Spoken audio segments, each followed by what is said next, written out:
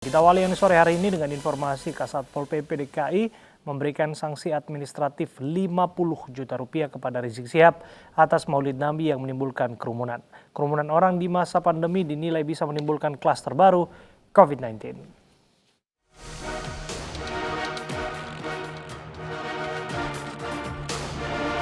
Kepala Satpol PP DKI Jakarta Arifin pagi tadi mendatangi kediaman Rizik Syihab untuk memberikan sanksi denda atas acara Maulid yang diadakan pada Sabtu malam. Denda yang diberikan sesuai dengan Peraturan Gubernur DKI Nomor 42 Tahun 2020. Sanksi yang diberikan berupa administratif maksimal 50 juta rupiah. Ya, dikenakan denda. Sanksi administratif nanti ya? Iya, karena memang pergubnya kan Dendanya minimal berapa, Pak? Dan maksimalnya berapa? 50 juta? 50 juta. Maksimal 50 juta? Ya. Kesediaan Habib sendiri mau membayar denda tersebut? Ya, saya rasa tetap secara bijak ya.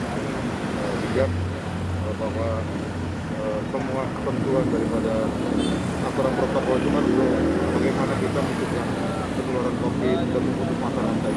Ya, Berarti tadi sudah ada tanggapan dan respon dari Habib ya? Responnya baik, ya, menerima untuk kita menegakkan aturan. Sebelumnya acara Maulid Nabi yang digelar di kediaman Rizik Syihab menimbulkan kerumunan. Ratusan orang memadati kawasan Petamburan tanpa mengindahkan jaga jarak. Bahkan ditemukan sejumlah jemaah tidak mengenakan masker saat hadir dalam acara ini. Sementara itu, Badan Nasional Penanggulangan Bencana membagikan 10.000 masker dan 10.000 hand sanitizer di peringatan Maulid Nabi sekaligus acara pernikahan Putri Rizik Syihab. BNPB menyatakan pemberian bantuan semata-mata untuk menegakkan protokol kesehatan dan bagian dari upaya untuk menegakkan disiplin. Dari Jakarta, Tim Liputan iNews melaporkan. Setelah menikahkan putri keempat Habib Rizik Syihab Sabtu kemarin, hari ini resepsi pernikahan digelar di kediaman Rizik Syihab dan hanya dihadiri oleh sejumlah tamu undangan. Kediaman Rizik Syihab di Jalan Petamburan 3, Tanah Abang, Jakarta Pusat, Minggu siang dipenuhi karangan bunga ucapan selamat untuk pernikahan Syarifah Najwa Syihab dan Irfam Al-Idrus dari berbagai kalangan. Resepsi pernikahan Syarifah Najwa Syihab dan Irfam Al-Idrus digelar di kediaman Rizik Syihab diadakan tertutup dan hanya dihadiri sejumlah tamu undangan. Untuk menjaga protokol kesehatan, panitia hanya membolehkan 50 orang di dalam rumah.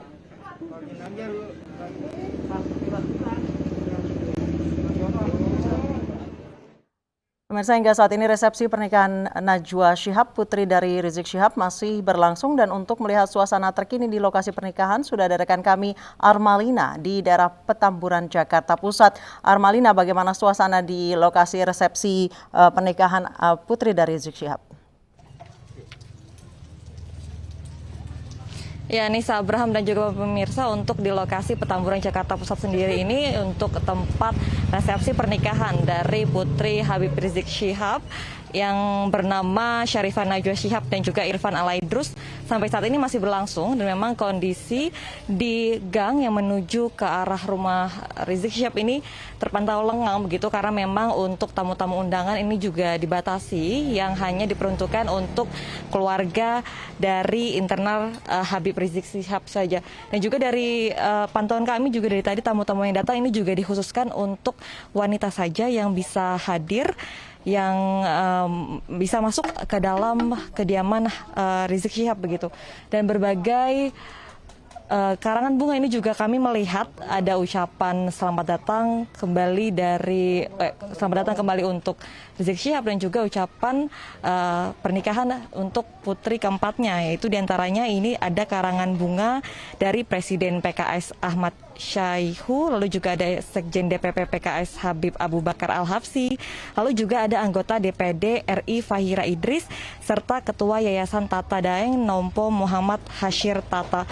Dan tadi kami juga melihat ada sejumlah tamu yang hadir ke dalam resepsi pernikahan dari putri keempat Habib Rizik Syihab ini, yaitu diantaranya tadi ada istri Wakil Ketua MPR RI Fadel Muhammad, yaitu Hana Fadel, lalu juga ada kerabat Titi Soeharto yang hadir dalam resepsi pernikahan yang ditemani oleh pedangdut senior Camelia Malik.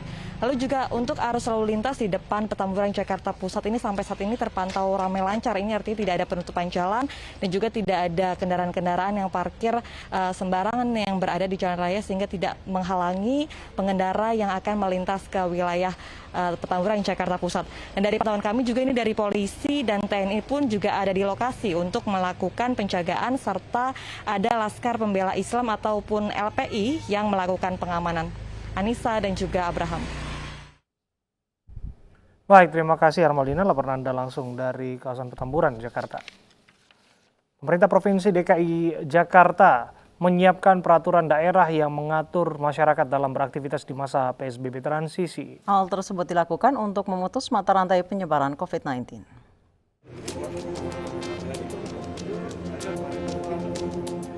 Di sela kunjungan mengantisipasi banjir di Kampung Irian, Kemayoran, Jakarta Pusat, beberapa lokasi di Jakarta di masa PSBB transisi, Wakil Gubernur DKI Jakarta Ahmad Riza Patria mengungkapkan, pemerintah Provinsi DKI Jakarta telah menyusun perda berkerumun bagi masyarakat ibu kota.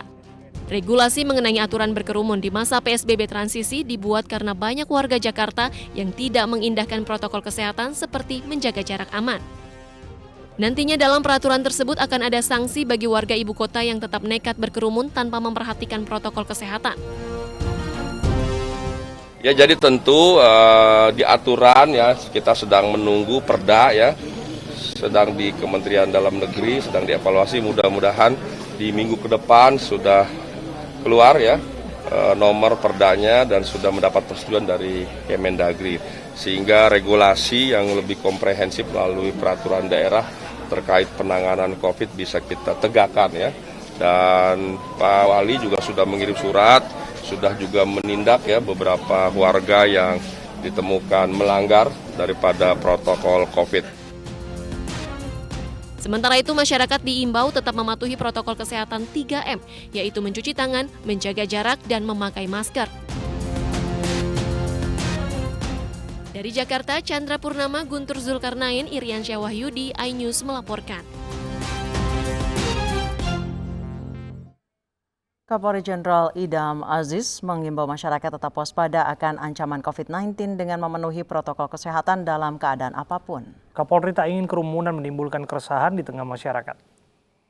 Dalam suasana pandemi COVID-19 yang melanda Indonesia saat ini, agar semua pihak mematuhi protokol kesehatan dengan senantiasa memakai masker, menjaga jarak aman dengan orang lain, mencuci tangan dengan sabun, dan menghindari kerumunan massa. Hal tersebut harus kita lakukan bersama-sama demi keselamatan kita bersama dan untuk menyelamatkan satu dan semua orang yang ada di Indonesia ini. Terjadinya beberapa kerumunan massa tanpa protokol kesehatan menimbulkan keresahan di tengah-tengah masyarakat, seperti yang disampaikan oleh warga maupun beberapa organisasi masyarakat melalui berbagai media. Rekan-rekan sekalian, hanya dengan disiplin dalam mematuhi protokol kesehatan, maka kita akan terhindar dari pandemi COVID-19. Demikianlah himbauan saya. Sementara itu, Panglima TNI Marskal TNI Hadi Cahyanto mengingatkan pentingnya persatuan dan kesatuan demi menjaga stabilitas nasional. Jangan biarkan persatuan dan kesatuan bangsa hilang oleh provokasi dan ambisi. Saya ingin menyampaikan kembali pentingnya persatuan dan kesatuan dalam menjaga stabilitas nasional. Untuk itu, jangan kita biarkan persatuan dan kesatuan bangsa itu hilang atau dikaburkan oleh provokasi dan ambisi yang dibungkus dengan berbagai identitas. Seluruh prajurit TNI adalah alat utama pertahanan negara untuk melindungi segenap bangsa dan seluruh tumpah darah Indonesia. Tidak satu pun tidak satupun musuh yang dibiarkan, apalagi melakukan upaya-upaya berupa ancaman dan gangguan terhadap cita-cita luhur bangsa dan negara Indonesia.